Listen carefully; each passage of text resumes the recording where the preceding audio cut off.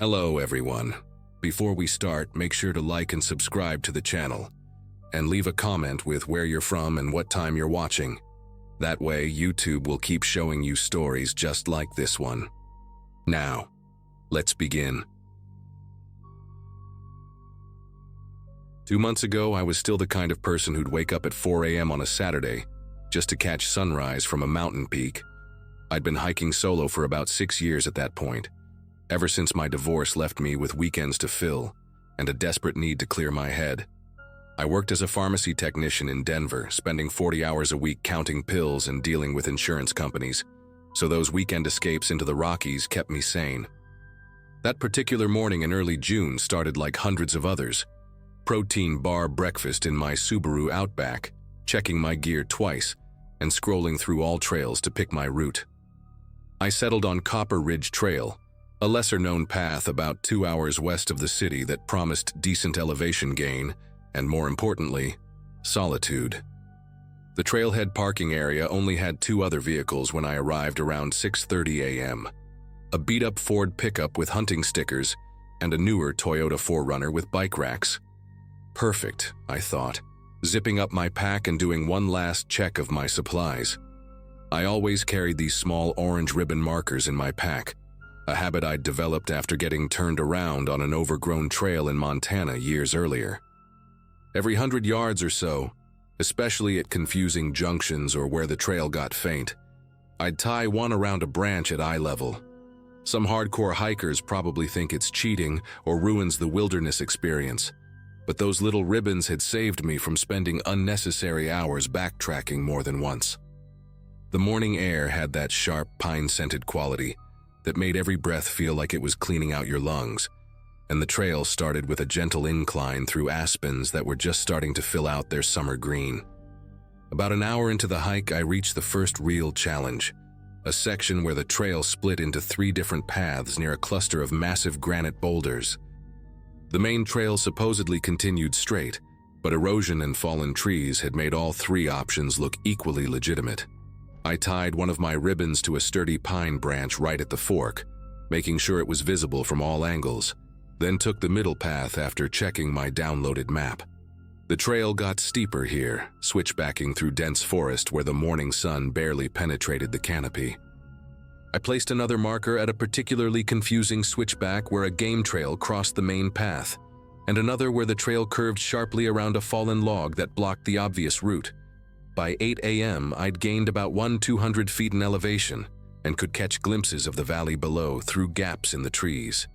The weird thing started when I stopped for water at a small clearing with a decent view to the east. While catching my breath and munching on some trail mix, I counted my remaining ribbons. I'd used 6 so far and had 14 left, which would be plenty for the remaining 4 miles to the summit and back.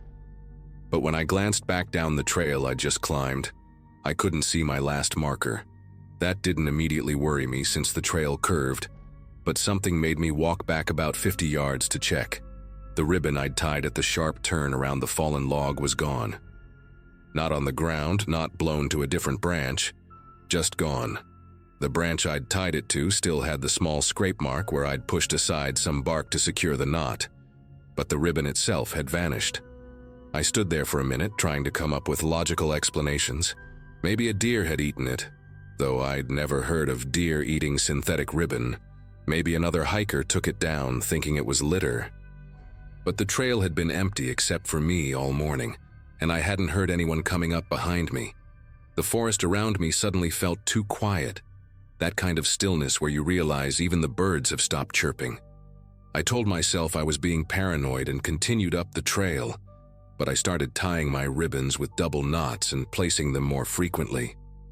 20 minutes later, at the next switchback, I looked back again. This time I could clearly see where my previous marker should have been, a distinctive forked birch tree where I'd just tied a ribbon. Empty. The orange fabric was nowhere to be seen, and I knew for certain it had been there when I'd rounded the corner just minutes before. My pace picked up without me consciously deciding to move faster. Every 50 yards now, I was tying a ribbon and looking back to check if the previous one was still there. They kept disappearing. Not all at once, but one by one. Always the one just out of sight, always removed cleanly without any remnants left behind. I started taking photos with my phone each time I placed a marker, partly for proof and partly because I was beginning to doubt my own memory. At 9:15 a.m., according to the timestamp on one photo, I tied a ribbon to a low juniper bush where the trail opened up to a rocky section. By 9:22 a.m., when I checked from the next rise, the juniper bush was bare. The rational part of my brain kept saying there had to be an explanation, but the primitive part, the part that had kept ancestors alive for thousands of years, was screaming at me to get out of there. The decision to turn back came when I reached a narrow section of trail that cut along a steep hillside, with thick brush on one side and a 30-foot drop on the other. It was the kind of spot where you had to watch your footing carefully, no room for error. I just finished tying a ribbon to a scraggly pine growing out of the rock face when I heard it. The distinct snap of a branch breaking somewhere in the brush above me. Not the random crack of deadfall or the light rustle of a small animal. This was deliberate, weight being placed wrong, like someone who'd misjudged a step. I stood completely still, heart hammering so hard I could hear it in my ears, scanning the dense undergrowth. Nothing moved, but I had the overwhelming sensation of being watched, that prickly feeling on the back of your neck that every human recognizes instinctively. That's when I decided to abandon the summit attempt and head back down immediately.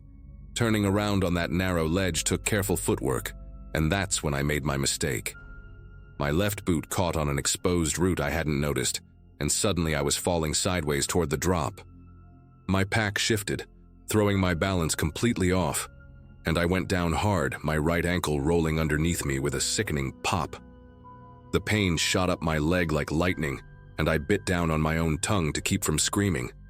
I managed to grab onto the same scraggly pine where I'd tied my ribbon, pulling myself away from the edge, but when I tried to put weight on my ankle, it buckled immediately. I was hurt, alone, and at least 3 miles from my car with someone or something systematically removing my trail markers behind me. The ribbon I'd literally just tied to the pine tree was already gone, and I hadn't even heard anyone approach while I was falling. Crawling was my only option. I pulled myself forward using rocks and roots, dragging my useless right leg behind me. Every few yards I had to stop and listen, straining to hear footsteps or breathing over the sound of my own ragged gasps. The trail that had seemed so pleasant on the way up now felt endless and hostile. Loose rocks that I'd easily stepped over before now scraped my palms raw as I pulled myself across them. My phone showed 9:47 a.m. when I checked it with shaking fingers. I'd only made it about a quarter mile from where I'd fallen. At this rate, it would take me all day to reach the parking area, assuming whoever was out there didn't decide to do more than just remove ribbons. I kept checking behind me, expecting to see someone standing there, but the trail remained empty. Yet I could feel them, that presence just beyond the tree line, patient and deliberate. The worst part was passing the spots where I knew I'd placed markers earlier. Each empty branch or bush felt like a taunt, proof that someone had been following me step for step the entire morning. At the three-way split near the granite boulders, I had to stop and rest, my ankle throbbing with a deep, nauseating pain that made me dizzy. I pulled out my phone to call for help, but of course there was no signal. I'd known that going in, which was part of why I always marked my trails so carefully. I tried anyway, even attempting to send texts that showed failed to send over and over. That's when I noticed something that made my whole body go rigid. In the dirt near where I was resting, there was a boot print that wasn't mine. It was larger, maybe a men's size 11 or 12, with a distinctive waffle pattern on the sole. The print was fresh, the edges still sharp in the dusty soil, and it was facing toward me, like someone had stood right there, watching me crawl past. Pure adrenaline got me moving faster after that. I half crawled, half scooted down the trail, using my good leg to push while my arms pulled me forward. The sun was getting higher, and sweat stung my eyes, but I didn't dare stop to rest again. Every sound made me whip my head around. A pine cone falling, birds taking flight, wind through the branches. All of it felt like him getting closer.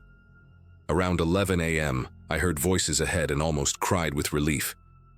Two women with hiking poles rounded the corner, chatting about their weekend plans, and their faces went pale when they saw me.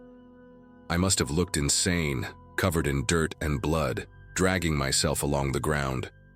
I gasped out something about falling and needing help, and they immediately sprang into action. One of them, a nurse named Beth, stabilized my ankle with a makeshift splint, while the other ran ahead to get cell service and call for help. The search and rescue team found me about an hour later, and I was airlifted to the nearest hospital. Severely sprained ankle, they said, along with dehydration and numerous cuts and bruises. When I told the ranger about someone removing my trail markers, he took notes but seemed skeptical. No one else had reported anything unusual on that trail, he said. But here's what haunts me. When they went back the next day to investigate, they found something. About 100 yards up from where I'd fallen, hidden behind a cluster of rocks, they discovered a small pile of orange ribbons, all neatly folded and stacked. 23 of them, according to the report. I'd only placed about 15 markers that day. The others must have been from previous hikers, collected over who knows how long. They never found who did it, and I never went hiking alone again. I still wake up sometimes thinking about those footprints facing my direction, wondering how long he'd been watching me crawl, and what he might have done if those two women hadn't shown up when they did.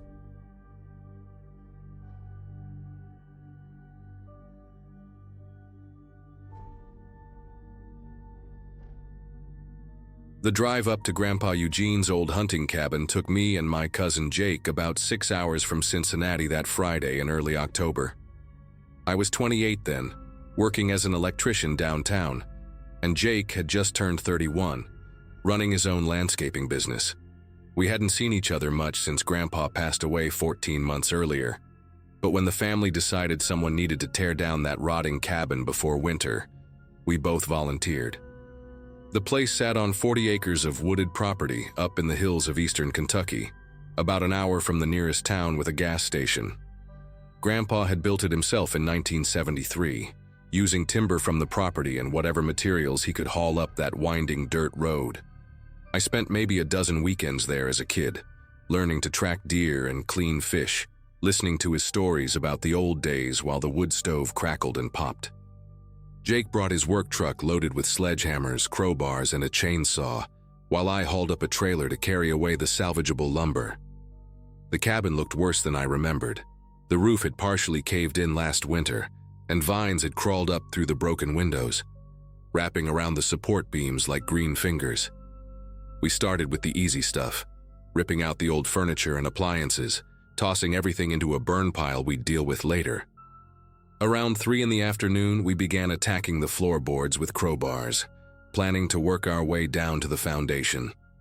The wood came up easier than expected, most of it soft with rot and termite damage. That's when Jake's crowbar hit something that made a strange scraping sound. Not wood against nail, but metal against something else entirely. We cleared away more boards, and underneath the floor joists, right where the kitchen used to be, we found a metal box about the size of a shoebox, wrapped in what looked like oilcloth. Jake reached down to grab it, but I noticed something else. The dirt around the box had been disturbed, and there were these white fragments mixed in with the soil. I grabbed one, thinking it might be a piece of broken pipe or maybe old ceramic. But when I held it up to the fading afternoon light coming through the collapsed roof, I could see the porous texture, the slight curve. Jake saw my face change and asked what was wrong. I told him these weren't pipes or pottery shards. They were bones, and from the size and shape they looked human, maybe pieces of ribs or fingers, I couldn't tell for sure. Jake wanted to call the police right away, but we had no cell service up there, and the nearest landline was at the Garrison family's farm, about 12 miles back down the mountain. We decided to keep working until dark, then drive down to make the call. But as we pulled up more floorboards, we found more bones scattered throughout the foundation. Not a complete skeleton, just fragments here and there, like someone had deliberately spread them out. The metal box sat on the tailgate of Jake's truck, still wrapped in that oilcloth. Neither of us wanted to open it. The sun was getting low, painting everything orange and casting long shadows through the trees. We figured we had maybe an hour of daylight left, enough time to clear a bit more floor and then head down to the garrison's place. That's when the first light appeared. It started as a pale blue glow, maybe 50 yards into the woods, hovering about 10 feet off the ground. At first I thought it was someone with a flashlight, maybe a hunter setting up an early camp, but the light didn't move like a flashlight. It pulsed, growing brighter and dimmer in a steady rhythm, like breathing. Jake saw it too, and we both stopped working, just watching this thing float between the trees. Then another one appeared further back, this one more greenish, doing the same pulsing motion. Within minutes, there were maybe 7 or 8 of these lights, all different colors. Blue, green, yellow, even a deep purple one that hurt to look at directly. They weren't making any sound, just floating there, pulsing in and out. Jake grabbed his phone to try recording them, but the screen kept glitching out, showing nothing but static whenever he pointed it toward the lights. The temperature dropped suddenly. I could see my breath even though it had been almost 60 degrees all day. The lights started moving then, not toward us exactly, but in a slow circle around the cabin, maintaining that same distance, like they were examining us, or the cabin itself. I noticed our truck's radios had turned on by themselves, both scanning through stations but picking up nothing except this low humming sound that made my teeth ache. We didn't talk, didn't move, just stood there in what was left of Grandpa's cabin, watching these impossible lights circle us like predators sizing up prey. Then we heard it. Footsteps above us, heavy and deliberate, like someone in work boots walking across a floor. Except there was no second floor anymore. It had collapsed years ago. The footsteps moved from one end of the cabin to the other, and bits of dust and old insulation fell through the gaps in what remained of the ceiling. Each step made a distinct creaking sound, as if someone was walking on solid floorboards that simply weren't there. Jake whispered that we should run for the trucks, but I couldn't move. My legs felt like they were made of concrete. The metal box on the tailgate started rattling, shaking violently against the truck bed, even though there was no wind. That oilcloth wrapping began to unravel on its own, peeling away in strips. Through the gloom, I could see the box was made of copper, green with age, and it had symbols carved into it. Not letters or anything I recognized, but these intricate patterns that seemed to shift and change when I wasn't looking directly at them. The footsteps stopped directly above us. In the silence that followed, we could hear something else. A wet, rhythmic sound, like someone trying to breathe through liquid. The lights in the woods had stopped circling and were now perfectly still, all focused on the cabin, their combined glow casting everything in this sickly, shifting rainbow of colors. Jake finally broke out of his paralysis and grabbed my arm, pulling me toward his truck.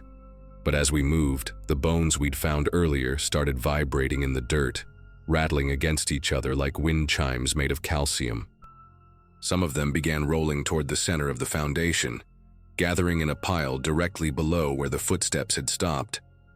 The copper box flew open with a metallic shriek, and inside was a small leather journal and what looked like a human tooth.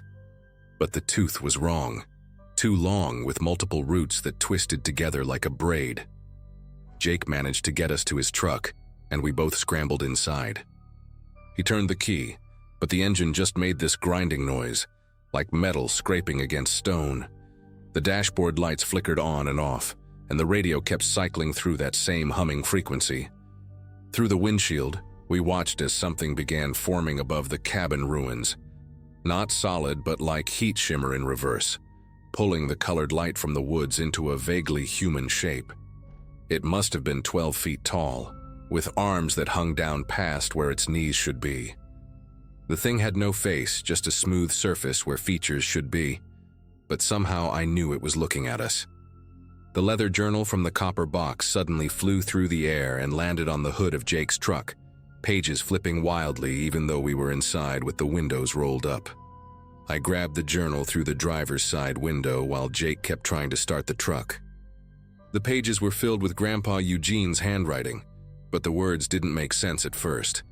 They were in English, but arranged in patterns that hurt to read, like my brain couldn't process the sentences properly.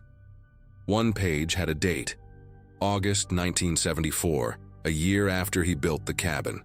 The entry talked about finding something in the ground while digging the well, something that wore the mountain's first face, and remembered when the stars were arranged differently.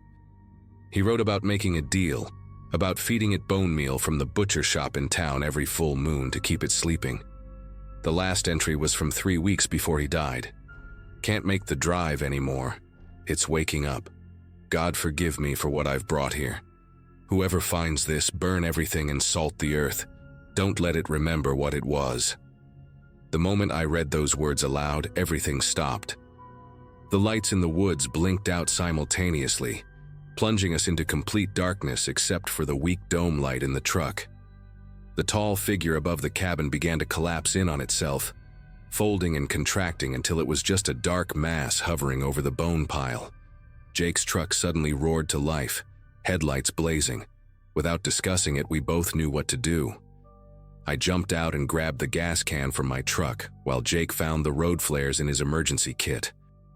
We doused the entire cabin foundation in gasoline, threw the copper box and the journal into the center, and lit it up.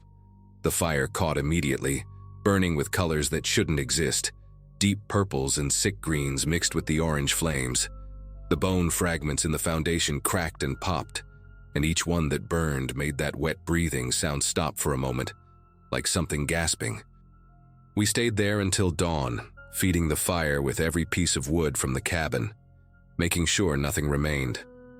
When the sun finally came up, the woods looked normal again.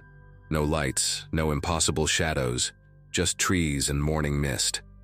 We drove to the garrison's farm and called the sheriff, told him we'd found what might be human remains while doing demolition.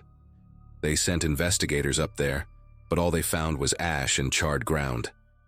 The bones had burned to nothing, leaving no evidence. The official report said we'd probably found old animal bones, maybe from when it was a hunting cabin. Jake and I never talked about what really happened that night. We told the family the cabin was completely demolished, which was true enough. Last month, I drove past the turnoff to the property. There's a new chain across the dirt road now, and someone has nailed up signs every few feet. Private property, no trespassing, no exceptions.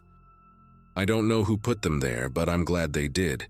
Some places need to stay forgotten.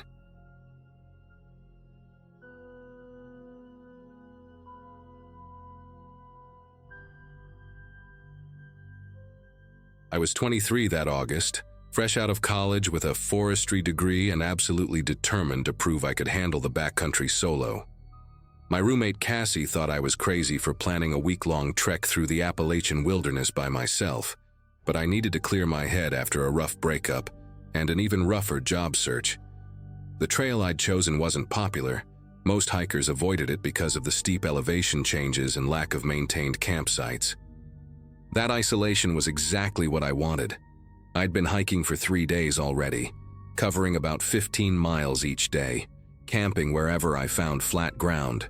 The forest was thick with old-growth pine and oak, and I hadn't seen another human since the parking area, where I'd left my beat-up Jeep Cherokee. The first fence appeared around noon on that 4th day, maybe 8 miles from where I'd started that morning. At first I thought it was just debris caught in the trees. You see all kinds of trash in the woods, unfortunately. But when I got closer, I realized someone had deliberately stretched rough twine between 2 massive oak trees, creating a barrier about chest-high across the trail. Hanging from the twine were small bundles of what looked like chicken bones, bleached white from the sun, and tied together with more twine into little crosses and triangles.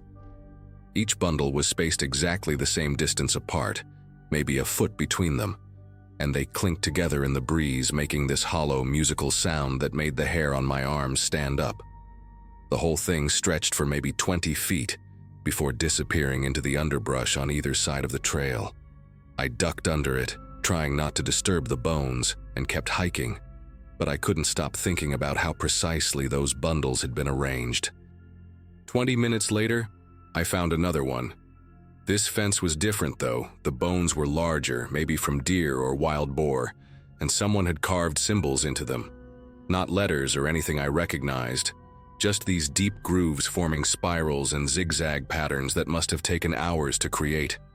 The twine here was newer, still rough and hairy, probably hemp or jute, and it was wrapped around the trees so many times it had cut grooves into the bark. What really got me was the smell.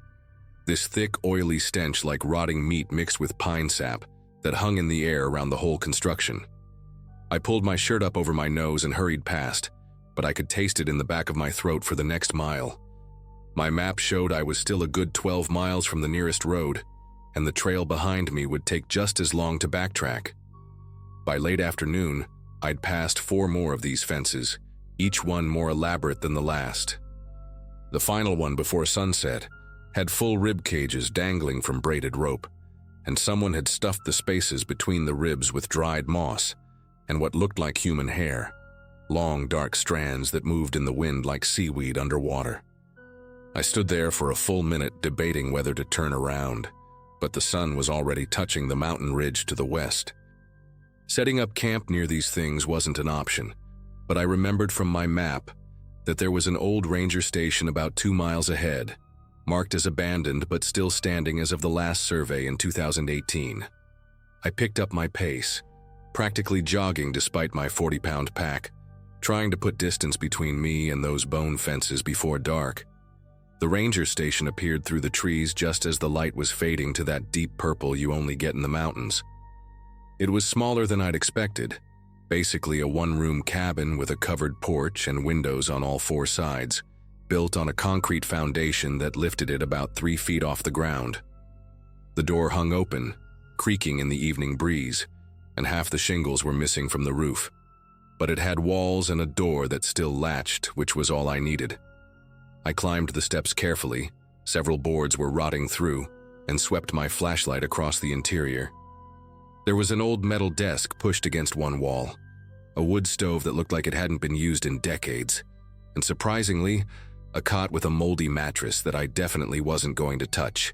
Mouse droppings covered everything, and the walls were covered in water stains and graffiti from other hikers who'd used the place as emergency shelter.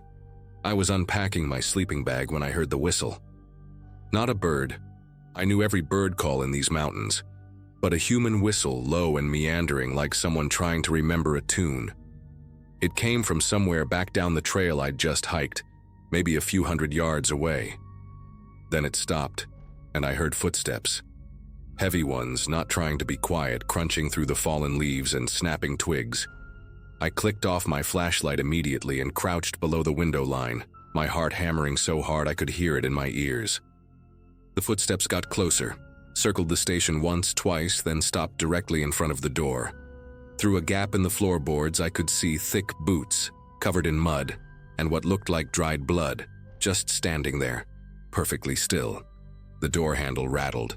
Just once, a slow turn like someone testing if it was locked. I'd thrown the latch when I came in, but it was just a simple slide bolt, rusted and loose. The boots shifted, and I heard breathing, ragged and wet like someone with pneumonia or a chest full of fluid.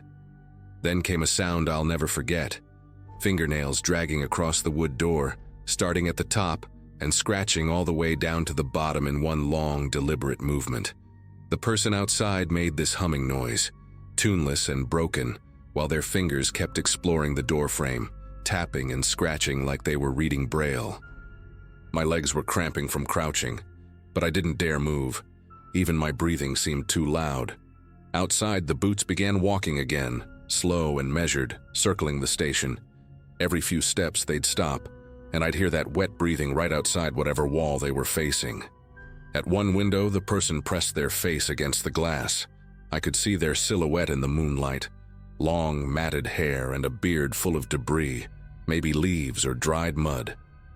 They cupped their hands around their eyes to see inside better, and their breath fogged up the glass in quick, excited puffs. I was hiding behind the metal desk, pressed so tight against it that the edge was cutting into my ribs.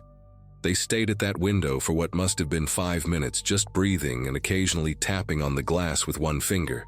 Tap, tap, tap, pause, tap, tap, tap, like they were sending a message. Then they laughed, This horrible gurgling sound like water going down a clogged drain, and moved to the next window. I realized they were checking each one systematically, looking for a way in or trying to spot me inside. Around midnight, everything went quiet. No footsteps, no breathing, no tapping. Just the normal forest sounds. Wind in the trees, an owl somewhere distant, crickets. But I knew they hadn't left. I could feel them out there, waiting. My phone had no signal.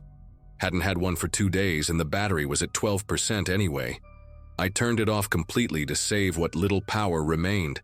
The darkness in the station was absolute, the kind where you can't see your hand in front of your face. I sat there behind the desk, my knife in one hand and bear spray in the other, fighting to stay awake. Every time my eyes started to close, I'd hear something. A stick breaking, a rustle in the leaves, that wet breathing starting up again somewhere close. At some point, I heard them on the roof, footsteps creaking across the remaining shingles, and dirt and debris rained down through the gaps in the ceiling. The worst part came around 3 in the morning. They started talking. Not to me, but to themselves, in this conversational tone like they were having a normal discussion with someone who wasn't there. Their voice was hoarse and broken, switching between barely audible whispers and sudden, sharp exclamations. They talked about the bones, about how each fence had taken weeks to build, how the animals had been trapped specifically for their skeletons, cleaned and prepared with respect. They mentioned other hikers by description. A woman with a red backpack from last spring, a couple with a dog from 2 winters ago. They knew exactly how many steps it was between each fence, how many hours it took to walk from the parking area to this station. Then they said something that made my whole body go cold. They described my tent, the blue and gray one I'd pitched the last 3 nights, mentioned the freeze-dried pad thai I'd eaten for dinner 2 days ago, the creek where I'd filtered water yesterday morning. They'd been watching me since I started the trail. The talking continued for another hour, getting more agitated and louder. They started pounding on the walls with what sounded like a stick or maybe a bone, rhythmic banging that echoed through the small station.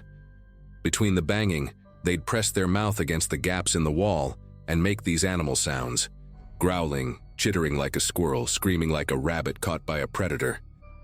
I stayed silent, barely breathing, even when they started calling out descriptions of me. My green jacket, my brown ponytail, the scar on my left hand from a childhood accident. They knew which way I favored when I walked because of an old ankle injury. They knew I stopped to rest every 2 hours. They knew I talked to myself when I got nervous, little encouraging phrases I thought no one could hear.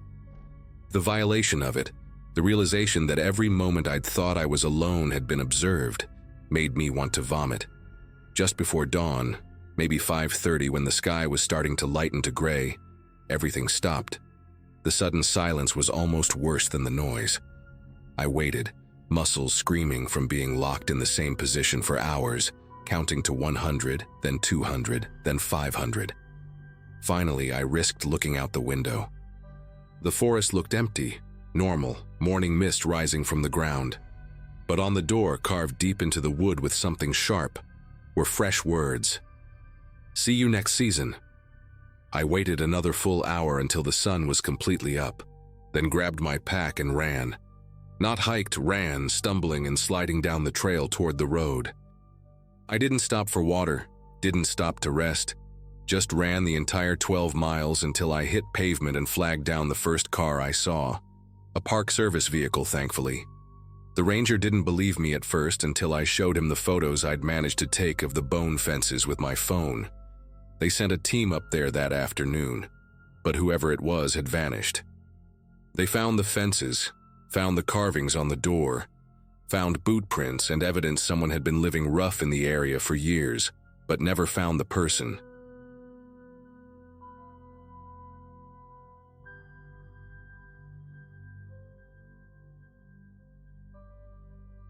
"5 months ago, I drove my old Chevy pickup to the Cascade Mountains in Oregon for what was supposed to be a 3-day solo camping trip. I was 32, recently divorced, and desperately needed to clear my head after months of lawyers and paperwork. The trail I picked wasn't popular, Silver Creek Loop, about 40 miles from the nearest town, which was exactly what I wanted. I'd been camping since I was a kid with my grandfather, knew how to handle myself in the wilderness, and figured 3 days of silence would help me figure out what came next in my life. The Thursday morning I arrived at the trailhead. There were only 2 other cars in the parking lot, both covered in dust like they'd been there for days. The forest was thick with Douglas firs, and the September air had that sharp, clean smell that makes you want to breathe deeper. I remember thinking this was exactly what I needed. Just me, my gear, and the mountains. About 4 hours into the hike, maybe 7 miles from where I'd parked, I spotted something through the trees that wasn't on my map. It was an old lean-to shelter, the kind hikers sometimes build illegally and abandon, tucked between 2 massive boulders about 50 yards off the main trail. The thing looked ancient, weathered planks, a rusted tin roof half collapsed on one side, and moss growing up the support posts.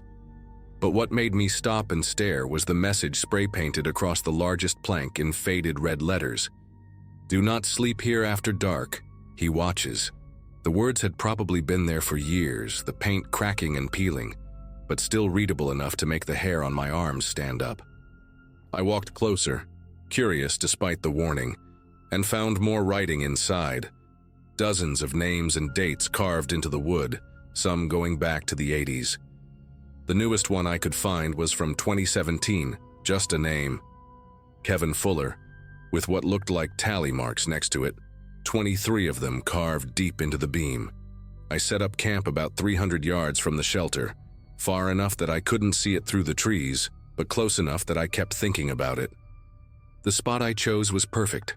A flat clearing near a stream, surrounded by tall pines that would block the wind. As I pitched my tent, a bright orange North Face two-person that I'd bought for trips with my ex-wife, I couldn't stop glancing toward where I knew the shelter was. The rational part of my brain kept saying it was just some hiker's idea of a prank, maybe someone trying to keep a good shelter to themselves by scaring others away. But there was something about those tally marks that bothered me. Were they days, nights, something else? By the time I had my camp set up, tent staked down, bear canister hung from a tree branch, cooking gear arranged on a flat rock, the sun was already starting to dip behind the mountain peaks. The temperature dropped fast, maybe 20 degrees in an hour, and I found myself putting on my fleece jacket earlier than expected. I cooked dinner on my portable stove, freeze-dried beef stroganoff that tasted like cardboard soaked in gravy, and tried to enjoy the sunset. The sky turned this incredible purple-orange color that you only see in the mountains, and for a while, I actually forgot about the shelter. I sat on a log sipping instant coffee from my thermos, listening to the stream and the wind moving through the trees. Around 8 o'clock, just as the last light was fading, I heard something that made me pay attention. It was footsteps, deliberate and slow, crunching through the undergrowth somewhere between my camp and the shelter. Not the quick, light steps of a deer or the shambling of a bear. These were human footsteps, and they were moving in a circle around my camp, staying just outside the ring of light from my LED lantern. I called out, "Hello? Someone there?" But the footsteps stopped immediately. I waited, straining to hear over my own heartbeat, but there was nothing except the sound of the stream and the occasional crack of a branch in the distance. I sat there for maybe 20 minutes, barely moving, just listening. Every small sound made my muscles tense. A pine cone falling, the wind rustling leaves, my own sleeping bag shifting in the tent behind me. Then the footsteps started again, this time on the opposite side of my camp, still maintaining that same careful distance. Whoever it was knew exactly how far the light reached and stayed just beyond it. I grabbed my flashlight, one of those heavy mag lights that doubles as a weapon if needed, and swept the beam through the trees. Nothing. Just dark trunks and shadows that seemed to move when the light hit them. The footsteps stopped again the moment my flashlight turned on. I kept the beam moving, checking every gap between the trees, every bush that was big enough to hide someone. My mouth was completely dry, and I realized I'd been breathing through it shallow and quick. The logical thing would have been to pack up and hike out, But it was pitch black now, the trail was rough even in daylight, and I kept telling myself I was overreacting. Probably just another hiker, maybe someone who was socially awkward or didn't want to interact. Mountain people could be strange sometimes. I decided to act normal, like I wasn't bothered, hoping whoever it was would just move on.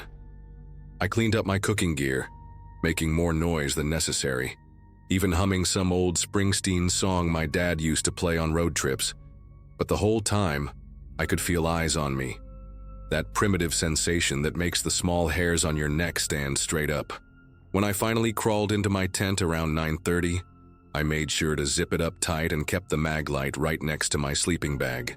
I lay there in the dark, fully dressed except for my boots, listening to every sound outside. For about an hour, everything was quiet except for the normal forest noises. An owl somewhere up the mountain, the stream gurgling, wind through the branches. Then, around 10:30, I heard the zipper on my backpack being pulled. The pack was leaning against a tree about 10 feet from my tent, and the sound was unmistakable. That specific metallic whisper of a zipper moving slowly, tooth by tooth. I grabbed the flashlight and unzipped my tent as quietly as I could, then burst out, shining the light toward my pack. Again, nothing.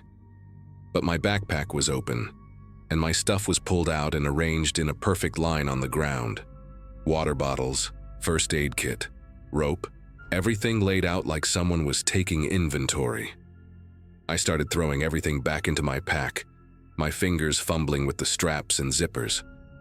The beam from my flashlight kept jumping around as I worked, creating crazy shadows that made everything worse. That's when I noticed my map was missing, the topographical one I'd been using to navigate the trail. I always kept it in the side pocket of my pack, folded the exact same way, but it was gone. I searched through everything twice, even checked inside my tent, but it wasn't there. Someone had taken it, which meant they wanted me to stay lost, or at least confused about my location. I stood there in the dark, trying to think clearly while every instinct screamed at me to run. The trail back to my truck was 7 miles of rough terrain, impossible to navigate safely without light, and now without my map, I'd be gambling on my memory. I decided to stay put until dawn, but I wasn't going to sleep. I dragged my pack inside the tent, put my knife, a 6-inch fixed blade I used for camping tasks, on my chest, and sat up with my back against my rolled-up sleeping pad, flashlight in one hand, watching the thin nylon walls of my tent, like they could actually protect me from whatever was out there. For the next 2 hours, whoever it was played games with me. They'd tap on different sides of the tent with what sounded like a stick, 3 taps, then silence, then 3 taps somewhere else. Sometimes they'd throw small rocks that would hit the rain fly with little pinging sounds. Once, I saw the shadow of a hand pressed against the side of the tent, fingers spread wide, holding there for maybe 30 seconds before disappearing. I never said another word, didn't react, just sat there sweating despite the cold, gripping my knife so hard my knuckles ached. Around 1 in the morning, the activity stopped completely. No footsteps, no tapping, nothing. The silence was almost worse because I didn't know if they were gone or just waiting. I stayed frozen in position, barely blinking, counting my breaths to stay calm. At some point, exhaustion must have won because I remember jerking awake to gray pre-dawn light filtering through the tent. My watch showed 5:47 a.m. My knife had fallen off my chest, and my flashlight was dead, the batteries drained from being on all night. I unzipped the tent slowly, every muscle stiff from sitting in the same position for hours. The morning was foggy, that thick mountain mist that cuts visibility down to maybe 30 feet. My campsite looked wrong immediately. All my gear that I'd secured the night before, the bear canister, my cooking pot, my water filter, had been moved. Not scattered or thrown around, but deliberately placed in a perfect circle around my tent, each item equidistant from the next. In the center of the circle, right in front of my tent entrance, someone had driven a stick into the ground with my missing map wrapped around it. The map was marked with red X's at 3 locations, where I was camped, the parking area where I'd left my truck, and the lean-to shelter. But the worst part was seeing my name.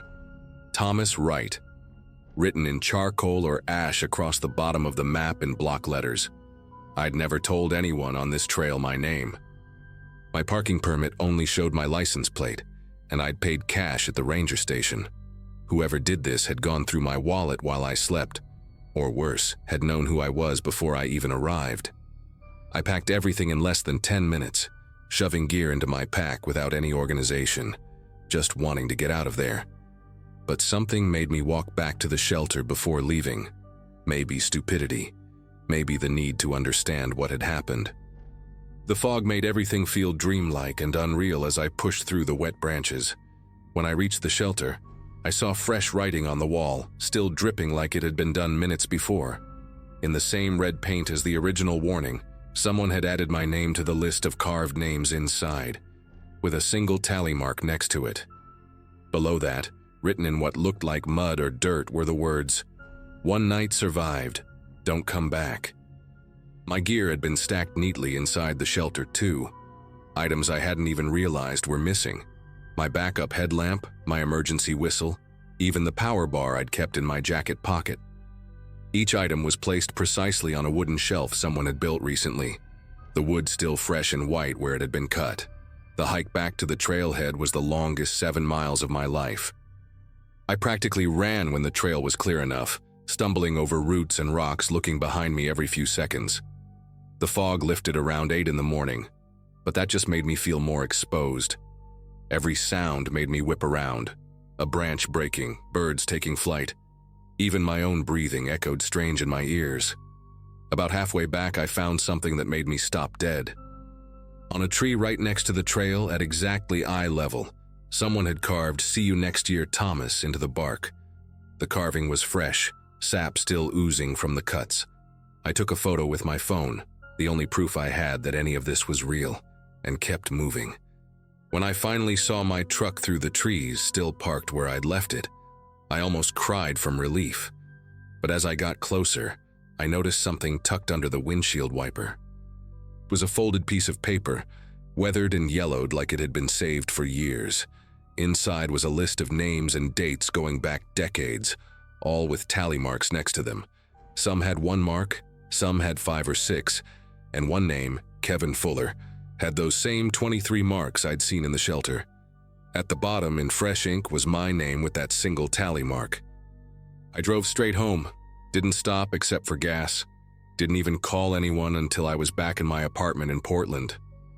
I tried to research the shelter, the trail, anything about other hikers having similar experiences, but found nothing online. The ranger station said they'd never heard of any shelter on that trail when I called them. I even reached out to someone named Kevin Fuller on Facebook, found a guy who lived in Oregon, right age to have been hiking in 2017. His profile was normal, family photos, work stuff, but he never responded to my messages.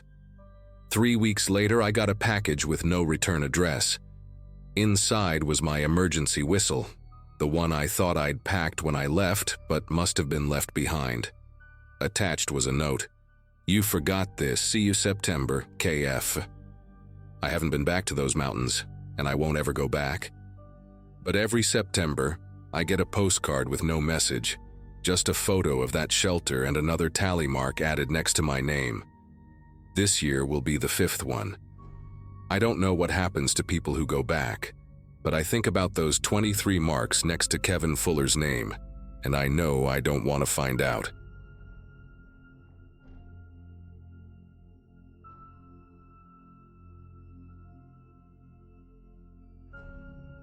Last February, I found myself driving up a winding mountain road in Northern California, heading to my cousin Nathan's cabin to watch his German Shepherd Duke for 2 weeks while he and his wife went on their anniversary cruise. I was between jobs at the time, having just quit my position at a marketing firm in Sacramento, and honestly, the idea of spending some time alone in the mountains seemed like exactly what I needed to clear my head. Nathan had bought the place 3 years prior as a weekend retreat, about 40 miles from the nearest town, tucked away in a dense forest of pine and cedar trees. The cabin sat on 12 acres of private land, with the closest neighbor being a good 1.5 miles down the mountain. It was the kind of isolation that most people would find unsettling, but after dealing with office politics and city noise for 5 years straight, I was craving that complete disconnection from everything. The first 3 days passed exactly as I'd hoped they would.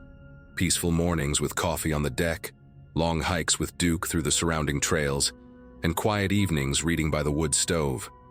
Duke was an easygoing dog, about 4 years old, well-trained and friendly, though Nathan had mentioned he could be protective of the property. On that Wednesday afternoon, I decided to explore a bit more of the property boundaries, following an old deer trail that wound behind the cabin. Duke was trotting ahead of me, nose to the ground, when he suddenly stopped and started growling low in his throat. That's when I saw them, barefoot prints in the muddy patch near the creek that ran along the eastern edge of the property. They were definitely human, adult-sized, and fresh enough that water was still seeping into the depressions. What struck me as particularly odd was that it was barely 40 degrees outside, and whoever had made these tracks had been walking through near-freezing creek water without any shoes. I tried to rationalize it at first, maybe some hardcore hiker, one of those people who believe in earthing or grounding, connecting with nature through bare skin contact with the earth. But the tracks didn't follow any logical path. They circled the property line, weaving between trees in an almost deliberate pattern, sometimes doubling back on themselves. Duke kept close to me the rest of that walk, his ears constantly swiveling, occasionally letting out these short, sharp barks at the tree line. When we got back to the cabin, I made sure to lock the doors, something Nathan had told me wasn't really necessary out here.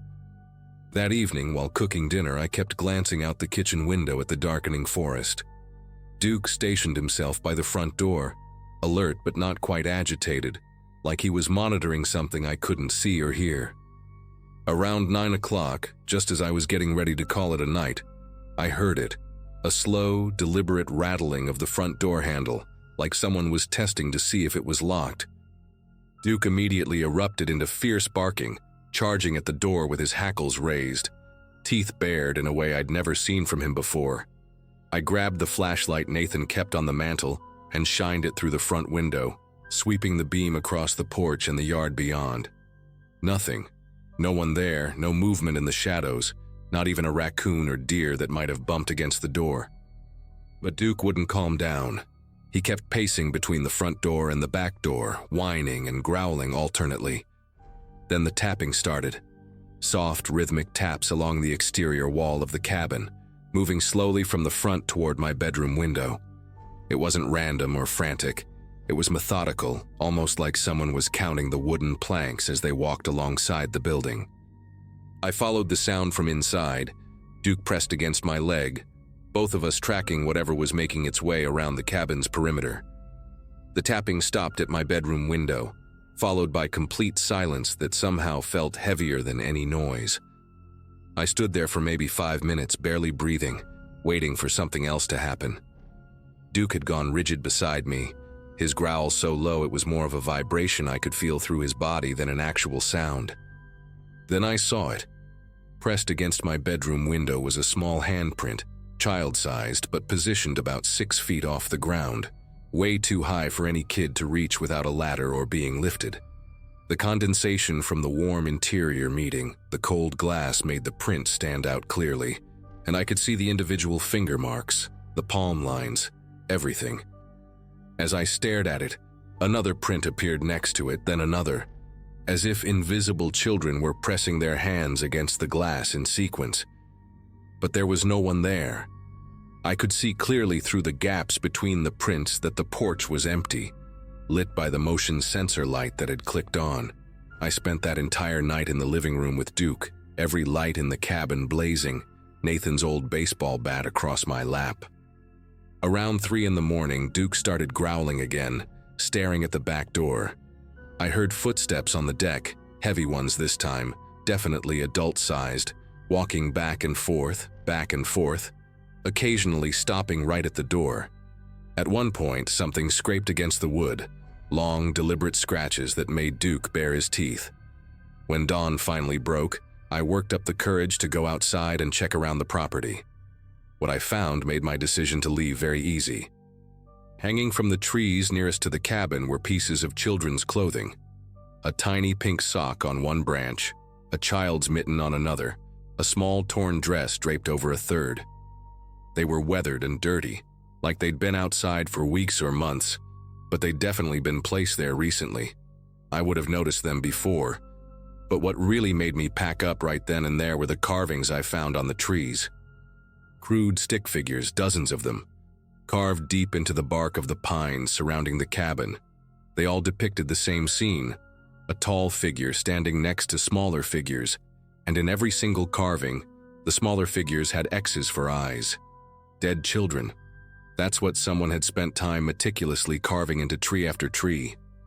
Some of the carvings looked fresh, the exposed wood still pale and oozing sap, while others seemed older, darkened with age.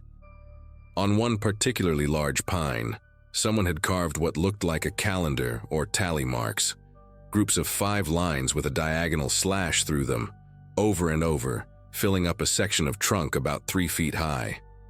I counted 47 groups before Duke started pulling at his leash, desperate to get back inside. As we hurried back to the cabin, I noticed more clothing items I'd missed in my initial shock.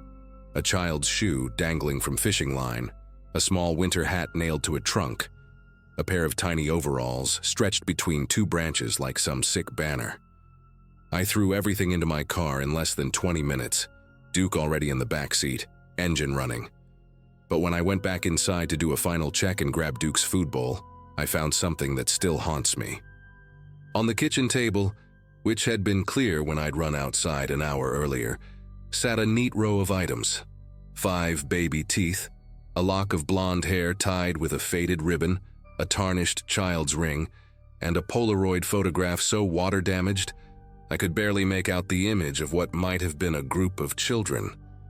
Underneath it all was a piece of birch bark with more stick figures carved into it, but this time there was one figure clearly meant to be a dog, and next to it, a taller figure with long scratches for hair. Me. Someone had been inside the cabin while I was discovering their grotesque art gallery outside, close enough to watch me, to know what I looked like, what Duke looked like, and they'd left me this message, this warning, or maybe this invitation. I still don't know which.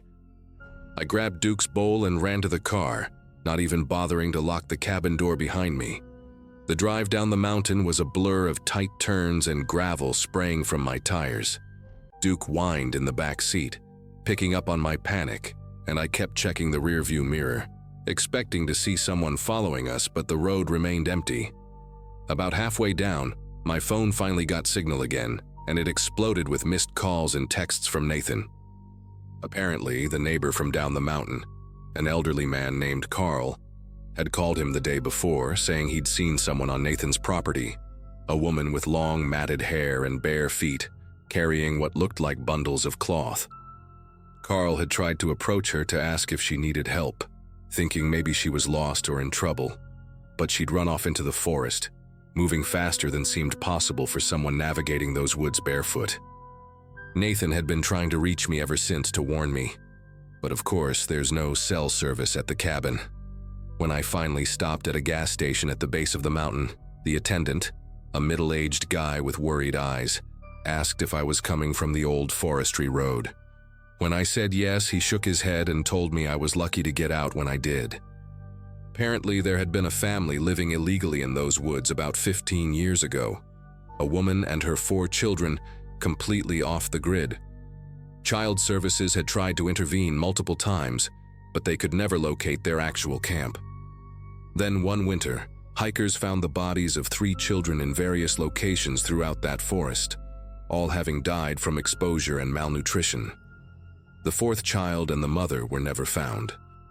The locals believed the woman had been moving the bodies around, unable to accept their deaths, creating shrines with their belongings. Some claimed they still saw her up there sometimes, always barefoot even in snow, always carrying bundles that might have been her remaining child, or might have been something else entirely wrapped in cloth to look like a child. I called Nathan from that gas station and told him everything. He drove back immediately, cutting his trip short, and went to the cabin with Carl and 2 sheriff's deputies. They found the cabin just as I'd left it, door wide open. But now there were muddy, barefoot prints throughout the entire interior, covering the floors, even tracked across the beds and furniture. The items on the kitchen table were gone, but in their place was a single piece of paper, torn from what looked like a children's book, with a crayon drawing of a house with 5 stick figures standing in front of it. 1 tall, 4 small. Nathan said the deputies searched the surrounding forest for 2 days but found no active camp, just more of those shrines made from children's clothing and toys, some looking decades old, others fresh. They did find something else though, a shallow cave about a quarter mile from the cabin, filled with hundreds of those bark carvings, all depicting the same scene of the tall figure with the smaller figures. And in the back of the cave, wrapped in moldy blankets, were objects that the forensics team later confirmed belonged to the 3 children found dead all those years ago. Nathan sold the cabin 2 months later to some developer from Los Angeles who plans to tear it down and build something new. He never told the buyer about what happened, and honestly, I don't blame him. Sometimes I still dream about those handprints on my bedroom window, appearing one by one against the glass too high for any child to reach. Duke never quite recovered from that experience either. He still growls at windows at night sometimes, and refuses to go near any wooded areas when I take him on walks. The sheriff's department officially closed the case, saying there was insufficient evidence of current criminal activity. But Carl told Nathan that hunters still report finding those clothing shrines appearing in new locations every winter. Whoever or whatever that woman has become after 15 years of grief and isolation in those mountains, she's still out there, still creating her monuments to loss, still searching for something in the darkness between those trees. I just hope whoever buys that new property never has to find out what happens when she decides to come looking for new additions to her family.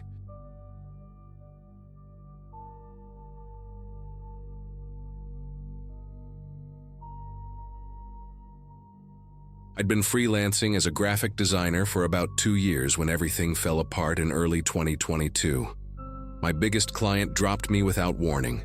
My roommate moved out, leaving me with double rent, and my laptop died the same week.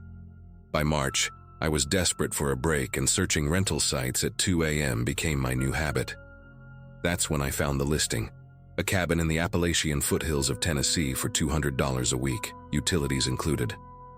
The photos showed a modest wooden structure with a stone chimney, surrounded by pine trees, and the description mentioned rustic charm and perfect for creative retreats.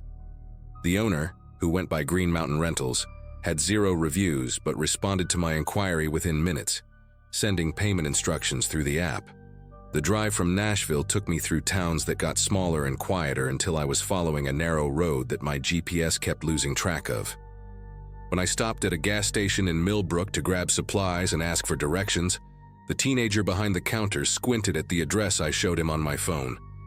He called over an older woman who was restocking cigarettes, and she studied it with this expression like I'd shown her something written in a foreign language. "Honey, that's the old Brennan place," she finally said, exchanging a look with the kid that made my chest tighten. "Nobody's been up there since." "Well, must be going on 30 years now. The family just left one day, never came back." I laughed nervously and explained about the rental listing, showing them the confirmation email. But they just kept giving me these concerned looks that made me want to get back in my car and drive home. But I'd already paid for 2 weeks up front, and honestly, the idea of returning to my overpriced apartment with its stack of overdue bills felt worse than whatever weirdness these locals were projecting onto an old house. The woman drew me a rough map on the back of my receipt, marking turns with X's and warning me about a washed-out section of road near the property. "If you're really going up there," she said, pressing the paper into my hand, "make sure you got good cell service before you settle in. And maybe don't stay past dark if things don't feel right." The kid nodded along, adding that his uncle used to hunt those woods but stopped going after he kept finding fresh campfire remains, even though nobody ever saw other hunters or hikers in the area. I thanked them, bought extra batteries for my flashlight, and continued driving, telling myself that small towns always had their ghost stories and local legends. The cabin sat at the end of a dirt driveway so overgrown with blackberry vines that they scraped against my car doors like fingernails. But the structure itself looked exactly like the photos. Weathered wood siding, stone chimney, even the same green metal roof, though it was covered in pine needles and oak leaves. The key was in a lockbox attached to a fence post, just like the owner had messaged me. And when I turned it in the front door, the mechanism clicked smoothly like it had been recently oiled. Inside, everything was surprisingly clean. No dust, no cobwebs, just the stale smell of a place that hadn't been aired out in a while. The furniture looked frozen in time, lots of heavy wooden pieces and a plaid couch that screamed 1990s, but someone had definitely prepared it for a renter. Fresh sheets on the bed, new soap in the bathroom, even a welcome basket on the kitchen counter with instant coffee and packaged cookies. I spent the afternoon unpacking and setting up my workspace near the window that overlooked the woods. The internet connection was actually decent, which surprised me given how remote the place was, and I managed to get some design work done before the sun started setting. Around 7 p.m., as I was heating up a can of soup on the old electric stove, I noticed something that made me pause. The inside of the front door had a padlock latch that hadn't been there when I'd arrived. I was certain of it, because I'd propped the door open earlier to air out the musty smell. The metal looked brand new, still had that hardware store shine to it, and the screws in the wood frame were so fresh I could smell the disturbed pine. I walked around checking the windows and found similar latches on all of them, each with a shiny padlock hanging open, keys still in them. The weird part was they were all installed to lock from the inside, like they were meant to keep something out rather than trap someone in. I tried calling the rental owner through the app, but my messages weren't going through. They just sat there with that pending status even though I had 3 bars of service. The rational part of my brain kept saying there had to be an explanation. Maybe the owner had been doing security upgrades and forgot to mention it. Maybe I just hadn't noticed the latches earlier because I was tired from the drive. But as darkness settled over the cabin, completely erasing any trace of the outside world beyond the windows, I started hearing something that definitely wasn't in any rental listing. It was a voice, muffled and distant, like someone talking through layers of insulation. At first I thought it might be a radio or TV from a neighboring property, but the nearest cabin was at least 2 miles away according to the gas station lady's map. The sound was coming from below, somewhere under the floorboards, and it had the rhythm of a conversation. Pauses, responses, sometimes what sounded like quiet laughter. I got down on my knees in the living room, pressing my ear against the worn hardwood, and the voices became clearer, though still impossible to make out actual words. There were at least 3 distinct tones. One higher, almost melodic, another deeper and monotonous, and a third that would interrupt with short bursts like it was agreeing or disagreeing. The floorboards were cold against my cheek, way colder than they should have been given the mild spring weather, and they had this subtle vibration like when you put your hand on a washing machine during the spin cycle. I followed the sounds toward the kitchen, crawling on all 4s, probably looking insane if anyone could see me, until I reached a section where the boards had a different pattern, newer looking, with tighter grain and darker stain. When I knocked on them, they sounded hollow, and the voices stopped immediately, just cut off mid-conversation like someone had hit a mute button. The silence that followed was worse than the voices. It had weight to it, pressing against my eardrums, making me realize how alone I was out here with no neighbors, no witnesses, just miles of dark forest in every direction. I stood up slowly, my knees aching from the hard floor, and that's when I noticed the smell, earth and dampness and something else, something organic and wrong, seeping up through the gaps between the floorboards. My phone buzzed in my pocket and I grabbed it desperately, hoping for a message from anyone, but it was just a notification from the rental app. Your host has updated the house manual. When I opened it, there was a new section that hadn't been there before, written in red text. Please ensure all interior locks are secured before midnight. This is for your safety. Do not attempt to access the root cellar. Previous guests who have ignored this instruction have forfeited their security deposit. I looked at my phone's clock, 9:47 p.m., just over 2 hours until midnight, and every instinct I had was screaming at me to grab my stuff and leave immediately. But when I went to the front door, my car keys weren't where I'd left them on the hook. They weren't in my jacket, my purse, or anywhere else I could have put them. The windows wouldn't budge either, like they'd been painted shut years ago, even though I'd opened one earlier to let in fresh air. The voices under the floor started up again, louder this time, and now I could hear footsteps, multiple sets, pacing back and forth in what had to be a room or cellar directly beneath where I stood. One set of steps had this weird dragging quality, like someone pulling a bad leg, and it would stop periodically right under wherever I was standing, as if the person was looking up at me through the floor. At 11:15, things escalated in a way that still makes me nauseous to remember. The padlocks on the windows started closing on their own, one by one, the metallic clicks echoing through the cabin like countdown timers. I watched the one in the kitchen swing shut by itself, the key turning and then falling out onto the floor with a tiny ping. When I rushed to grab it, the metal was so cold it burned my fingers, and I dropped it immediately. The smell from below got stronger, like wet soil mixed with something chemical. Maybe formaldehyde, and the voices changed from conversation to what sounded like chanting, repetitive phrases in a rhythm that made my teeth ache. My phone screen kept flickering, showing me that rental app notification over and over even when I tried to close it, and each time the red text seemed larger, more insistent. Secure the locks. Do not access the root cellar. The last padlock clicked shut at 11:58, the one on the front door, and I actually heard myself whimper as I watched it happen.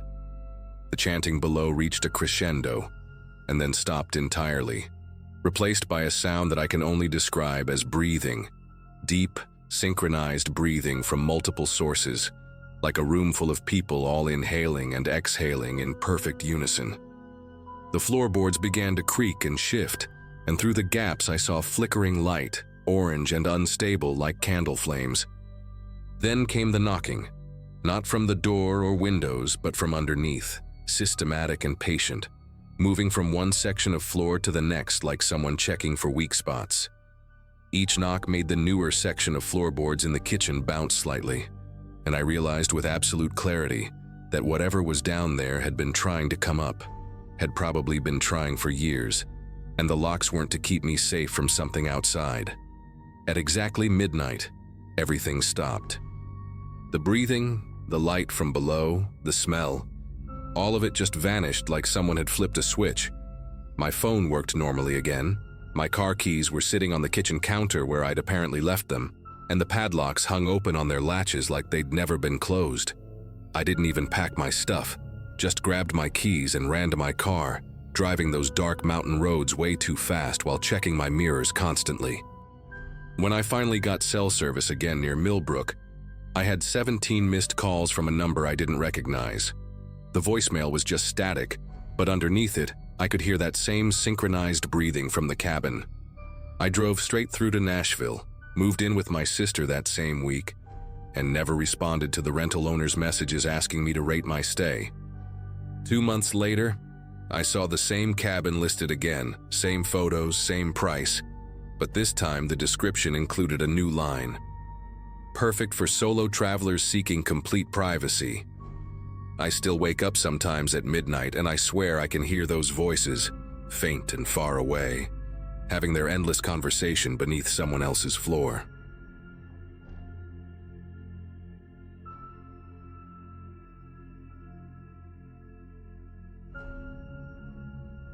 I was living in a small apartment with my girlfriend, Claire, back when this happened.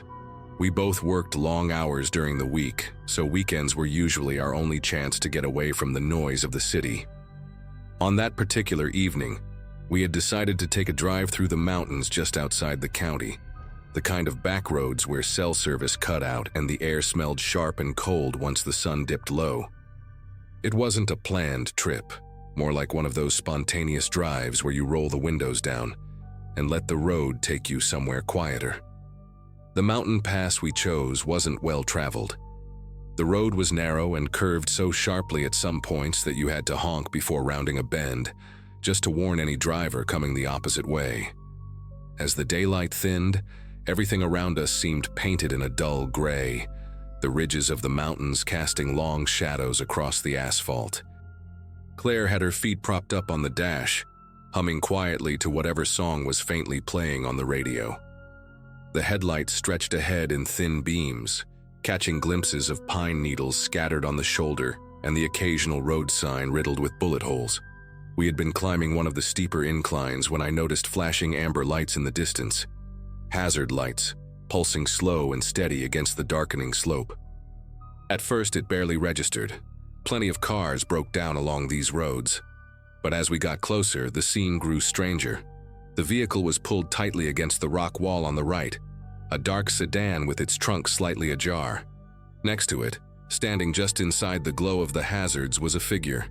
From where I sat, it looked like a man in a pale jacket, his posture stiff, almost like he was waiting for something. I slowed down instinctively, my hand tightening on the steering wheel. Claire stopped humming and leaned forward, squinting at the figure. "Do you think he needs help?" she asked, her voice softer than usual.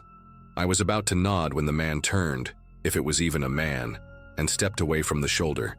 He didn't wave us down, didn't move toward the car.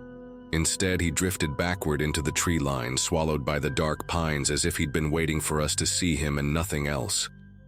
The hazard lights kept blinking behind us as we rolled past, that rhythmic glow bouncing against the rock face. I slowed down even more, half expecting the man to reappear, or maybe even run back out onto the road, but he never did. Claire turned her head, watching the spot until it disappeared in the rearview mirror. "Why would he just walk into the woods like that?" she whispered, more to herself than to me. I didn't answer because I didn't have one. My gut told me not to stop, but the silence that fell between us was heavy, the kind that makes you question if you made the wrong choice. The road curved sharply after that, leading us deeper into the pass. That's when I caught sight of movement in the corner of my headlight beam. At first I thought it was a deer, but it moved with more intent, keeping pace with us just beyond the guardrail. Branches snapped as something ran parallel to the car, darting between tree trunks and disappearing, only to reappear a few yards further down. Claire gasped and gripped the edge of her seat, finally saying what we were both thinking. "He's following us." I pressed the gas harder, trying to convince myself it was just my imagination. The incline made the car groan as it picked up speed, but no matter how fast we went, the sound of branches cracking kept up with us. It wasn't a clean chase either. Sometimes the sound vanished entirely, then returned with sudden force as though whoever was out there knew exactly where the road twisted and when to meet us again. The worst part was not being able to see clearly, just flashes.